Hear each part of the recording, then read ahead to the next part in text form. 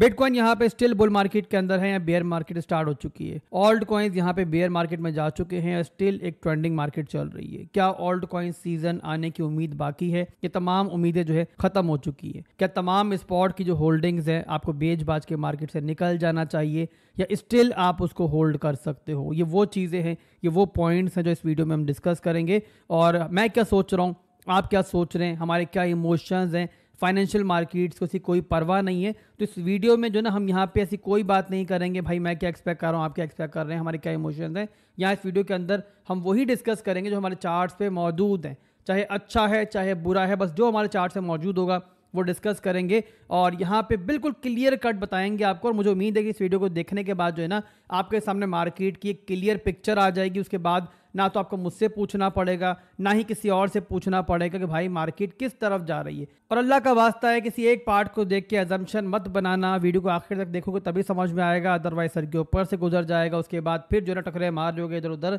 कि भाई असल में मार्केट में चल क्या रहा है। तो वीडियो पूरी देखना ताकि आपको मेरी बात समझ में आए। और वीडियो के आखिर में जो है ना फिर आपको कंक्लूजन भी दूंगा कि इन सारे एनालिसिस के बाद असल पिक्चर क्या है मार्केट की, आसान जुबान में बता दूंगा। और बड़ी इंपॉर्टेंट चीज वीडियो के आखिर में बताऊंगा, तो लाजमी वीडियो को आखिर तक देखना। तो बिटकॉइन का चार्ट जो मेरे पास ओपन है, यहाँ पे कुछ लेवल्स हैं जो ऑलरेडी मैंने ड्रॉ किए हुए। उन लेवल्स को पहले समझ लो ताकि आगे आपको समझ में आए जो समझाने जा रहा हूँ। यहाँ मैक्रो लेवल के ऊपर जो ना बिटकॉइन की एक सपोर्ट थी जो काफी देर तक बिटकॉइन ने होल्ड की हुई थी। वो सपोर्ट थी 91,000 से लेके 88,000 की सपोर्ट। जब तक ये सपोर्ट होल्ड थी बिटकॉइन यहाँ पे डेली टाइम फ्रेम के अंदर जो है ना ऊपर की तरफ था, यानी कि हायर हाइज हायर लोज बन रहे थे, मार्केट अप ट्रेंड के अंदर थी। बट जिस टाइम ये सपोर्ट बिटकॉइन ने लूज की और एक्चुअल में मेन जो जोन था हमारा वो था ये वाला जोन 92,000 का जोन। जब इसके नीचे क्लोजिंग हुई तो इसका मतलब कि जो हमारा ट्रेंड ऊपर की तरफ था वो यहाँ पे नीचे की तरफ कन्वर्ट हो गया। और उसके बाद अब क्या हो रहा है, अब मार्केट जो है वो डाउन ट्रेंड के अंदर है डेली के अंदर, और मार्केट का जो ट्रेंड है वो नीचे की तरफ शिफ्ट हो चुका है। अब ट्रेंड नीचे की तरफ शिफ्ट हो चुका है तो ऊपर हमारे पास कुछ सप्लाई जोन बिल्ड हो चुके हैं जो कि टेक्निकली हमेशा हो जाते हैं जब भी स्ट्रक्चर जो है वो शिफ्ट होता है। तो पहला जो हमारे पास सप्लाई बन चुका है सारे सिनेरियो के बाद वो बन चुका है ये ट्रेंड लाइन जो पहले बिटकॉइन को सपोर्ट दे रहा था। इसके अलावा एक और सप्लाई जोन बन चुका है ये ट्रेंड लाइन जो पहले से ही बिटकॉइन को रेजिस्टेंस दे रहा है। या आप देख लो कि बार बार इसी लेवल पे आके इसी ट्रेंड लाइन पे आके जो है ना बिटकॉइन जो है रिजेक्शन लेता है।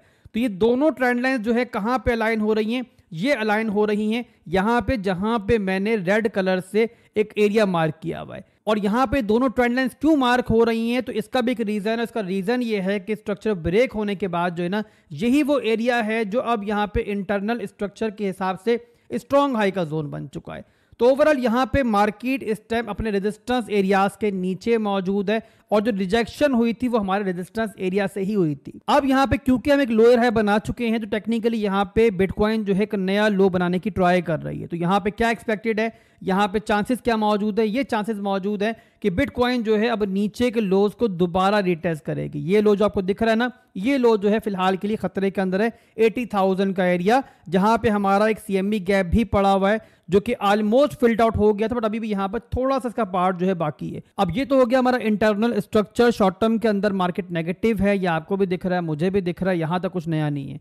अब यहां पे हम क्या देखेंगे, यहां पे हम ये देखेंगे कि जो हमारा मेन स्ट्रक्चर है जो कि नीचे से स्टार्ट हुआ था 21,000 के टूटने के बाद से, क्या वो अभी तक इंटैक्ट है या फिर वो भी टूट चुका है। तो उसके लिए हम चलते हैं मैक्रो लेवल पे। अब जो है ना इंपॉर्टेंट चीज स्टार्ट हो रही है वो आप लोगों ने समझनी है यहाँ पे। तो बीटीसी का मैंने वीकली टाइम फ्रेम का चार्ट मैंने ओपन कर लिया है। अब यहाँ पे चीजों को बस सिंपल रखूंगा, ज्यादा यहाँ पे चीजों को लेंदी नहीं करूंगा ताकि हर एक को समझ में आ जाए, लोगों के सर के ऊपर से ना गुजरे। तो यहाँ पे एक सिंपल सा मूविंग एवरेज में इस्तेमाल कर रहा हूँ, 50 मूविंग एवरेज, और इससे आपको आइडिया हो जाएगा कि मार्केट जो है स्टिल एक ट्रेंडिंग मार्केट में या जो है ना बेयर मार्केट ट्रिगर हो चुकी है। तो यहाँ पे थोड़ा सा मैं हिस्ट्री दिखाना चाहूंगा इसके लिए ताकि आपको एक्चुअल में आइडिया हो कि मार्केट जो है ना बुल मार्केट्स के अंदर बिहेव कैसे करती है और बेयर मार्केट जो है एक्चुअल में ट्रिगर कैसे होती है। 2021 की बुल मार्केट मैंने यहाँ पे ओपन कर लिए। यहाँ पे देखो तो 2021 की बुल मार्केट के अंदर जो पहला हाई लगाया था बिटकॉइन ने वो लगाया था 65,000 पे। उसके बाद 65,000 पे हाई लगाने के बाद लगभग देखो तो 50% से ज्यादा मार्केट डंप हुई थी, यानी कि जो प्राइस चल रही थी प्राइस जो है उससे आधी रह गई थी। तब भी ये सूरत हाल थी आज वाली जो आज चल रही है। लोग उम्मीदें हार चुके थे, ऑल्ट कॉइन्स बर्बाद हो चुके थे और लोग यही सोच रहे थे कि अब जो है हम बेयर मार्केट में जा चुके हैं। किसी को ये उम्मीद बाकी नहीं रही थी कि मार्केट जो है दोबारा पंप भी कर सकती है। बट यहाँ पे देखो क्या हुआ था कि 55% गिरने के बावजूद जो है मार्केट दोबारा पंप हुई और उसके बाद बिटकॉइन ने एक नया ऑल टाइम हाई लगाया और वो हाई लगा हमारा लगभग जाके 68,000 तक।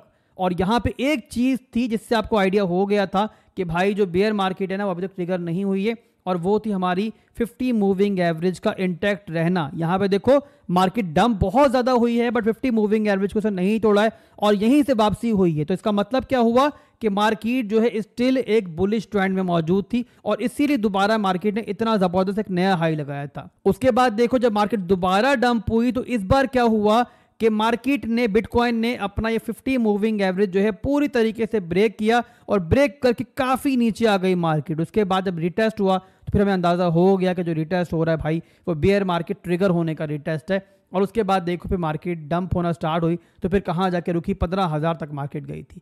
बट उसके बाद जब दोबारा मार्केट पंप हुई तो हमें कब अंदाजा हुआ कि दोबारा बुल मार्केट ट्रिगर हो गई है, वो तब अंदाजा हुआ जब दोबारा ये 50 मूविंग एवरेज जो है हमारी रिक्लेम हुई। ये हुआ था 23,000 के टूटने के बाद। यहां पे देखो 23,000 का लेवल टूटा, 50 मूविंग एवरेज हमारी रिक्लेम हुई, उसके बाद मार्केट गई तकरीबन यहां पे हाई लगाने 32,000 तक, दोबारा मार्केट नीचे आई, 50 मूविंग एवरेज करीब आई मार्केट और दोबारा पंप कर गई। हमारी 50 मूविंग एवरेज जो है दोबारा नीचे की तरफ ब्रेक नहीं हुई। इसका मतलब कि हमारी बुल मार्केट जो है चल रही है, ट्रेंडिंग मार्केट इंटैक्ट है। फिर मार्केट ऊपर गई और मार्केट ने हाई लगाया इस बार जाके 75,000 तक। उसके बाद अब सब लोगों को याद है, बहुत पुरानी बात नहीं है, मार्केट दोबारा डंप हुई 74,000 तक। 6 महीना 7 महीना जो है मार्केट कंसोलिडेट करती रही, वहां पर भी दोबारा लोग हिम्मत हार चुके थे।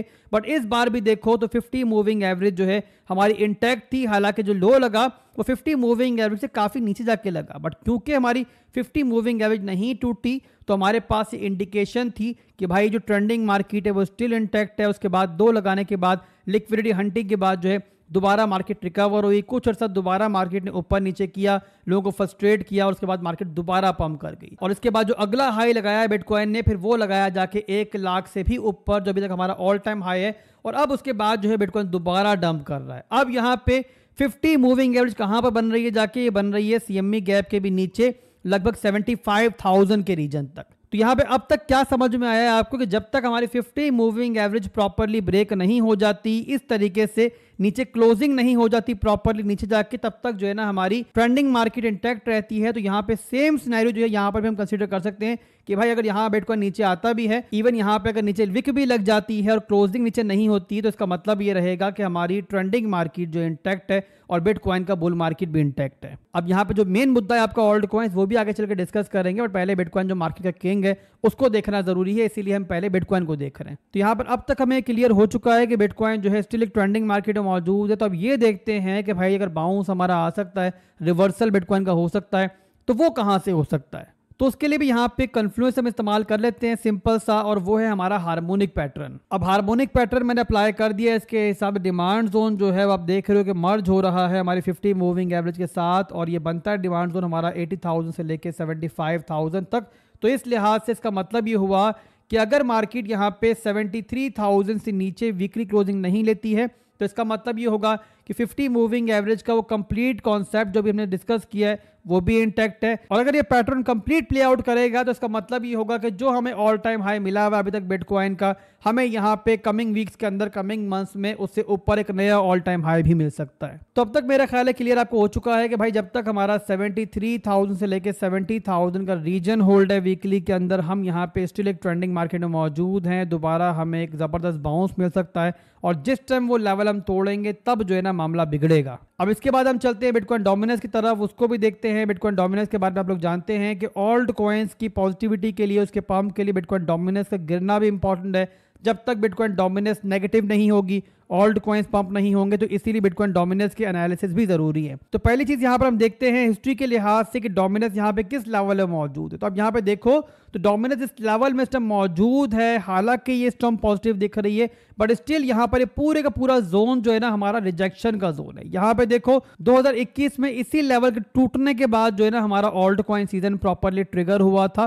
तो इसका मतलब ये हुआ कि डोमिनेंस चाहे पंप हो रही है चाहे पॉजिटिव है, बट स्टिल यहाँ पे एक सप्लाई जोन में मौजूद है। इसी के साथ यहाँ पे अप्लाई करेंगे हम लोग एक और कन्फ्लुएंस, और वो है हमारा हार्मोनिक पैटर्न ही जो हमने बिटकॉइन पे इस्तेमाल किया है। और देखते हैं कि यहाँ पे हार्मोनिक पैटर्न हम इस्तेमाल करते हैं तो क्या यहाँ पे हमारे सामने एक बुलिश सिनेरियो आता है या फिर एक हमारे सामने नेगेटिव सिनेरियो आता है। बिटकॉइन के ऊपर बन रहा था हमारा बुलिश क्रैब पैटर्न और यहाँ बन रहा है हमारा बेरिश बटरफ्लाई पैटर्न, और इसके लिहाज से जो हमारा सप्लाई जोन बनता है वो बनता है हमारा ये वाला रीजन।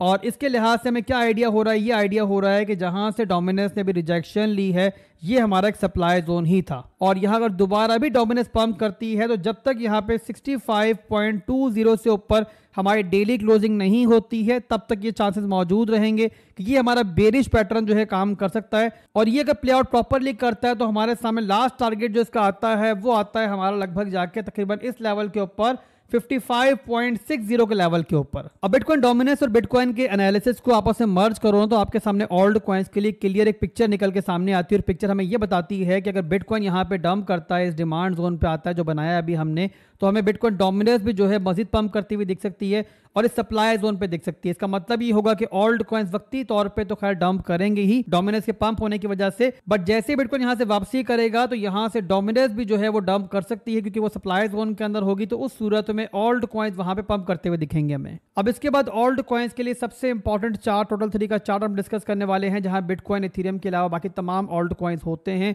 और उसके बाद वीडियो को हम क्लोज करेंगे, कंक्लूड करेंगे, और एंड के ऊपर बड़ी इंपॉर्टेंट चीज एक और बताऊंगा वो भी लाजमी सुन लेना। अब टोटल 3 के चार्ट के ऊपर कोई हार्मोनिक पैटर्न तो खैर नहीं बन रहा है कि मैं अप्लाई करूं, बट यहां पर भी कुछ ऐसे कन्फ्लुएंस मौजूद है जो हमें ये बताते हैं कि जाहिरी तौर पे ऑल्ट कॉइन सूरत हाल जो है बहुत बुरी है, बहुत गंदी है, उम्मीद से ज़्यादा बुरी है, बट स्टिल यहाँ पर जो है ना एक होप बाकी है और चीज़ें इतनी वर्ष अभी तक नहीं हुई हैं कि यहाँ पे जो है ना हम कंप्लीटली हिम्मत हार दें। जैसे कि मेन चीज़ आप देखो यहाँ पर तो स्ट्रक्चर जो है वो ऑल्ट कॉइन्स की इस मार्केट का होल्ड है। यहाँ पे देखो तो ये बना हमारा एक हाई, ये बना हमारा एक लो, यहाँ पर भी देखो तो हमारा लास्ट स्ट्रॉन्ग लो होल्ड था, तो इसके बाद जो है हमें एक नया बाउंस देखने को मिला। तो अब भी यहाँ पर आप देख लो तो ये मिला हमें हमारा एक हाई के बाद अब यहाँ पर देखो तो जस्ट एक हमारा हाई लो का मूव आ रहा है, और हाई लो का मूव तब तक हमारा होगा जब तक हमारा ये एरिया जो है नहीं टूटता। ये कौन सा एरिया है? $644 बिलियन से लेके लगभग आपका $576 बिलियन का। इसका मतलब ये हुआ कि ऑल्ट कॉइन्स यहाँ 20 से 30% मजीद भी डंप कर जाते हैं तब भी हम लोग मौजूद होंगे इस डिमांड जोन के ऊपर।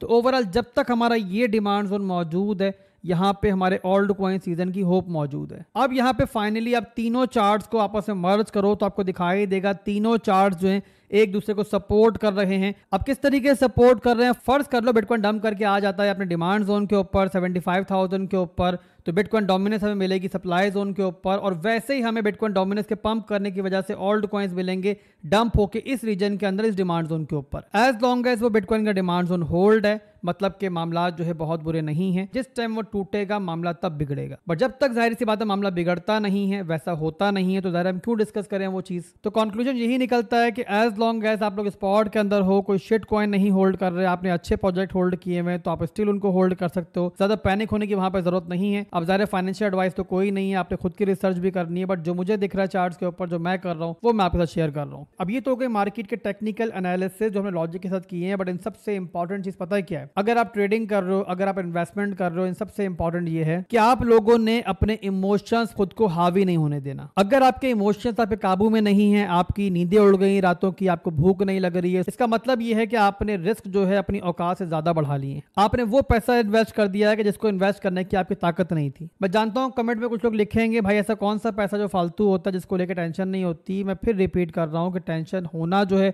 वो बुरी बात नहीं है, परेशानी होना बुरी बात नहीं है।